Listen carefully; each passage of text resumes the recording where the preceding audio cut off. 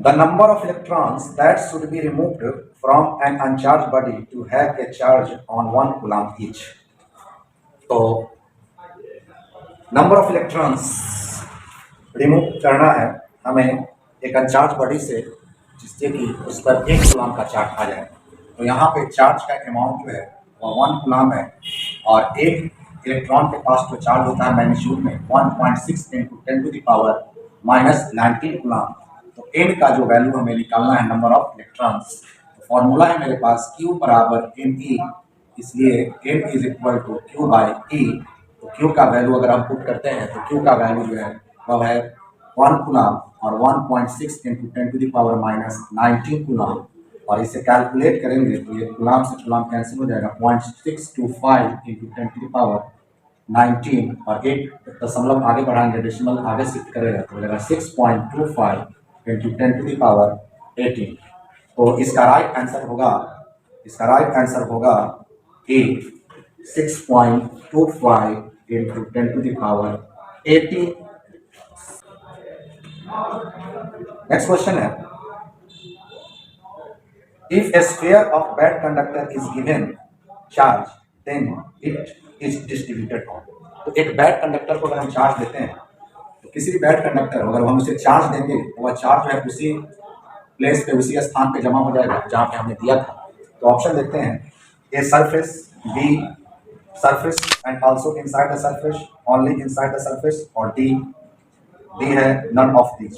तो जब भी एक बैड कंडक्टर को अगर चार्ज देंगे तो वो जिस जगह पे दिए थे वहीं पर वह जमा हो जाएगा, वह डिस्ट्रीब्यूट भी नहीं करेगा।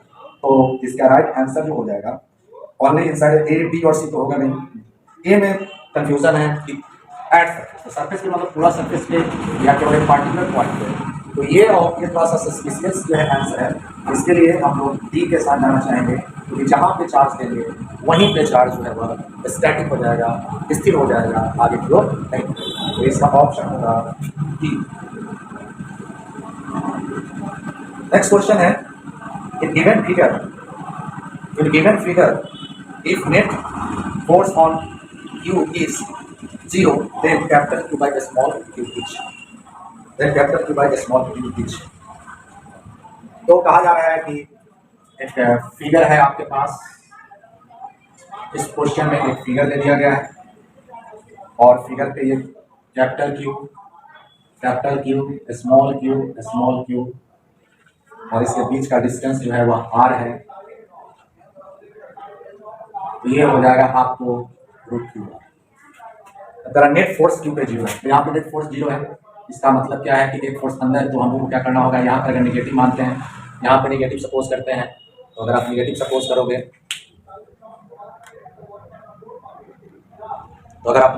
करोगे तो यहाँ पर ये फोर्स ऑफ रिपल्सन वर्क करेगा, और फोर्स ऑफ रिपल्सन में इस तरफ से होगा, और ये F इज इक्वल टू हो जाएगा KQ² बाई √2R का होल स्क्वायर। और इसे हम पॉजिटिव सपोज करते हैं, तो ये इस तरफ एक फोर्स लगेगा और इस तरफ एक फोर्स लगेगा, F1 F2 बराबर KQ बाई R², और इस तरफ फोर्स लगेगा F3 बराबर KQ बाई R²। इसके बीच का एंगल देख ले तो 45 है। ये दोनों को जोड़ेंगे इस तरफ हो जाएगा F नेट, है ना, और ये F नेट जो है, ये F इक्वल होगा तो यहाँ पर टोटल फोर्स का सम जो है 0, अगर ये वैल्यू बराबर है ना, तो यहाँ पर लिखा जा सकता है F net is equal to F1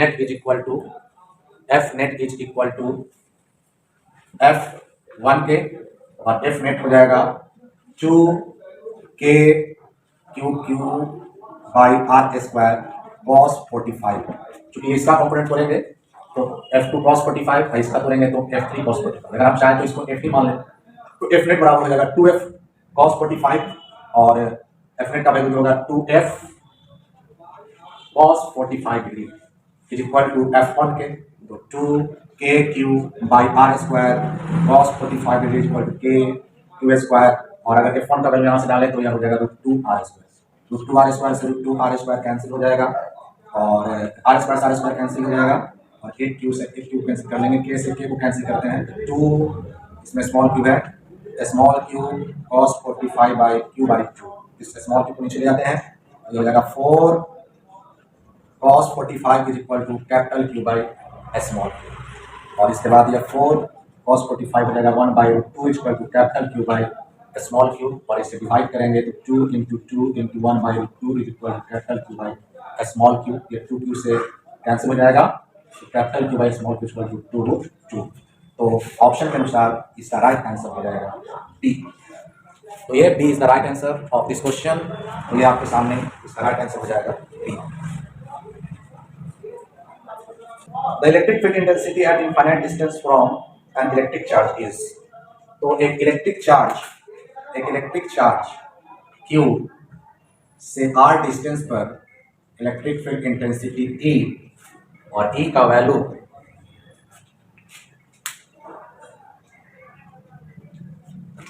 E, और Q चार्ज के कारण r डिस्टेंस पर पॉइंट P पर electric field E is equal to 1/4 pi epsilon naught Q by r square, और कहा जा रहा है कि डिस्टेंस जो है यहाँ पे इंफिनिटी है, then 1 by r square is equal to 1 by infinity का स्क्वायर दैट इज 0, तो ये नेट इलेक्ट्रिक फील्ड जो है इंफिनिटी पे ये हो जाएगा 0, तो इसका राइट आंसर होगा 0, और 0 आपको ऑप्शन बी में, इसका राइट आंसर हो जाएगा option B. If distance of two charge from origin is increased, then the value of electrostatic force. So, if distance between two charges from origin is increased, एक जो है origin से suppose इस charge का distance जो है plus Q और इसके बीच का जो डिस्टेंस है वह r है, then इलेक्ट्रोस्टैटिक्स फोर्स F बराबर K Q1 Q2 by r square, that is F inversely proportional to r square, और F r डिस्टेंस में इंक्रीज कर रहा है, इट मींस F जो है वह डिक्रीज करेगा, तो आंसर हो जाएगा डिक्रीजेस द वैल्यू ऑफ, क्योंकि वैल्यू कर रहा है, वैल्यू मतलब हो गया आपका, वैल्यू मींस व्हाट, वैल्यू मतलब मैग्नीट्यूड, तो डिक्रीजेस इसका राइट आंसर होगा, इसका राइट आंसर है बी डिक्रीजेस।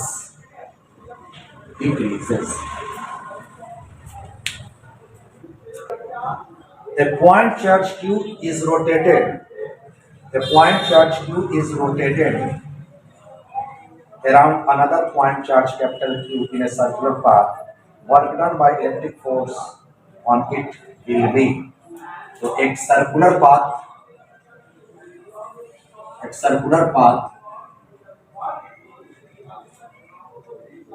पर एक पॉइंट चार्ज Q जो है, the small Q rotated around, तो ये रोटेट कर रहा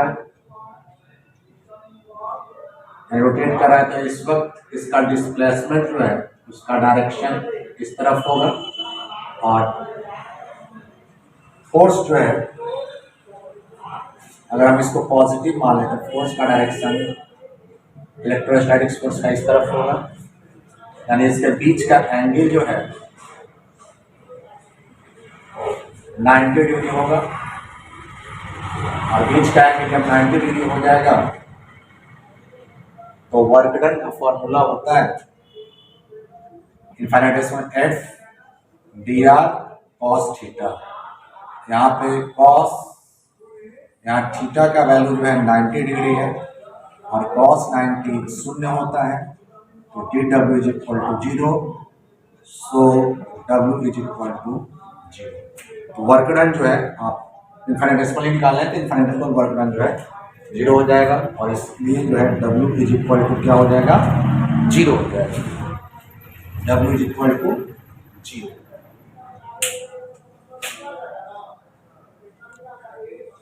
work done w is equal to 0, तो इसका राइट आंसर हो जाएगा 0, ऑप्शन जो है A 0। The electric charge on an electron has magnitude of, तो इलेक्ट्रॉन का जो चार्ज होता है, charge of electron is equal to -1.6 into 10 to the power -19 coulomb, और इसका मैग्नीट्यूड अगर कहेगा तो विदाउट साइन लिख देंगे,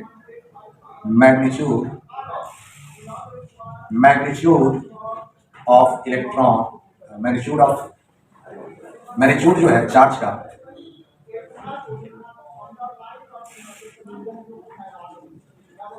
magnitude of charge of electron is equal to 1.6 into 10 to the power -19 coulomb. तो इसका राइट आंसर हो जाएगा B. B is the right answer. Which of the following charge does not exist? Which of the following charge does not exist? तो देखते हैं इसका। तो charge जो है वह इंटीग्रल मल्टीपल होता है स्मॉल ई के इलेक्ट्रॉनिक चार्ज के। तो हम लोग को यहाँ पर नंबर निकालना होगा n, और n अगर इंटीजर आ जाए तो वह चार्ज पॉसिबल है, और n अगर फ्रैक्शन आ जाए तो वह चार्ज पॉसिबल नहीं है। तो आप इस ऑप्शन को अगर देख सकते हो तो इसमें हमको ये देखना है कि वैसा नंबर्स जो 16 का अगर मल्टीपल होगा, 16 का अगर मल्टीपल होता है जनरली, तो वो जो है आपको चार्ज पॉसिबल है ना। जनरली मैं ये बोल रहा हूँ, क्योंकि ऑप्शन को देखते हुए मैं इस क्वेश्चन को कम समय में अगर निकालना चाहूँ तो थोड़ा सा मुझे एक्स्ट्रा सोचना पड़ेगा, और एक्स्ट्रा यही हम सोच रहे हैं कि यहाँ पर जो 10 टू द पावर -19 कूलम सभी में, तो यहाँ पर अगर मैं 16 1.6 से डिवाइड करूँ तो 3.2 में 2 बार में कट जाएगा, 6.4 में 4 बार में कट जाएगा, और C जो है 2.4 है तो वो नहीं कटेगा, और D जो है वह 1.6 है तो वो जो है आपको कट जाएगा केवल एक बार में। तो इसका राइट आंसर जो है वह C होगा। तो देख लेते हैं एक बार, इसको सॉल्व करके भी देखते हैं सॉल्यूशन से कैसे बनाएंगे। तो Q इज इक्वल टू होता है N, इसमें N is equal to Q/E। अगर हम ऑप्शन C को देखें तो 2.4 into 10 to the power -19 coulomb by 1.6 into 10 to the power -19 coulomb, और इससे कैंसिल हो जाएगा, काटे में दिया जाएगा 3/2, और 3/2 मतलब 1.2, और ये एक फ्रैक्शन है। तो ये जो चार्ज है, charge 2.4 into 10 to the power -19 coulomb का चार्ज पॉसिबल जो है वह नहीं, तो इसका ऑप्शन हो जाएगा सी।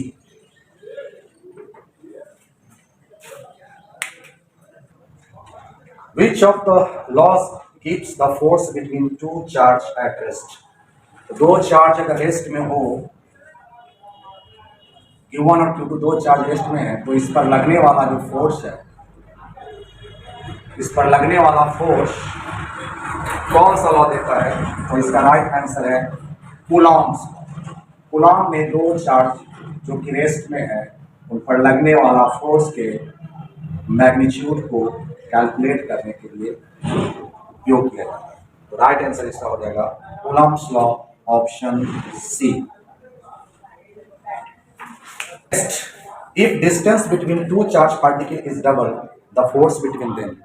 दो चार्ज पार्टिकल हैं Q1 और Q2, दो चार्ज पार्टिकल हो, उसके बीच का डिस्टेंस r हो और पॉजिटिव साइन हो, तो इलेक्ट्रिक फोर्स या coulomb force F is equal to K Q1 Q2 by r square, that is F inversely proportional to r square, F inversely proportional to r square पे, और distance double कर दिया गया है, that is F prime is equal to 1/2 r square, और F prime is equal to 1/4 r square, that is F prime जो है, अगर इस कांस्टेंट को हटा लेते हैं तो C 1/r square, और C1/r² अगर लेते हैं 4r², यानी कि F prime is equal to C/r² into 1/4, और यहाँ पर अगर आप इसको लेकर चले तो F is equal to C/r², तो F बराबर 1/4 इंटू F, यानी कि 1/4 हो जाएगा। F प्राइम बराबर F/4, पहले का जो है चौथाई हो जाएगा 1/4 टाइम्स, है ना। तो आंसर हो जाएगा T 1/4। नेक्स्ट क्वेश्चन है the force between two charge particle each have magnitude 1 coulomb separated by a distance 1 metre each. तो मीडियम जो है, चार्ज जो है 1 कूलम है, Q2 भी 1 कूलम है, डिस्टेंस 1 मीटर है, मीडियम एयर है, और जब मीडियम एयर हो जाए तो F इज इक्वल टू वाट, और आपको पता है मीडियम एयर हो तो K का वैल्यू होता है 9 इंटू 10⁻⁹। तो F का फॉर्मूला होता है, F का फॉर्मूला है आपके पास 9 into 10⁻⁹ first charge second charge by distance का स्क्वायर। अगर आप इसका वैल्यू डालेंगे, इसका वैल्यू डालेंगे तो नीचे भी एक का स्क्वायर करेंगे तो एक, यानी टोटल वैल्यू एक हो जाएगा।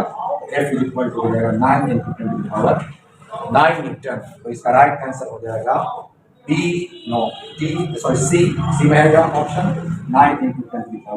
Permittivity epsilon not of free space, तो एप्सिलॉन नॉट का जो वैल्यू होता है वो होता है 8.85 इंटू 10⁻⁻12 और यूनिट यहाँ है farad per metre, farad per metre.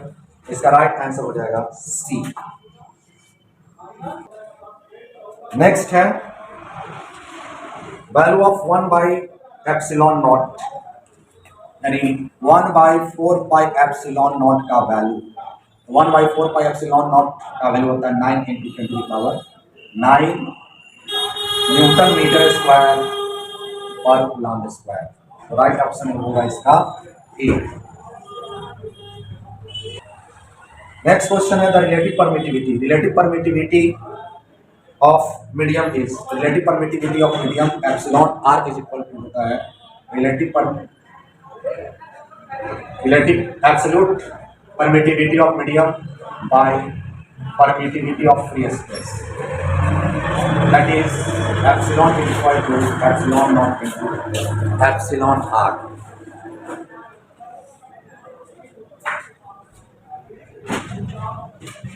तो इसका राइट ऑप्शन हो जाएगा ए, ए ही दिया है, यही ऑप्शन है आपको, इसी ऑप्शन के साथ दिया है, राइट ऑप्शन हो जाएगा ए।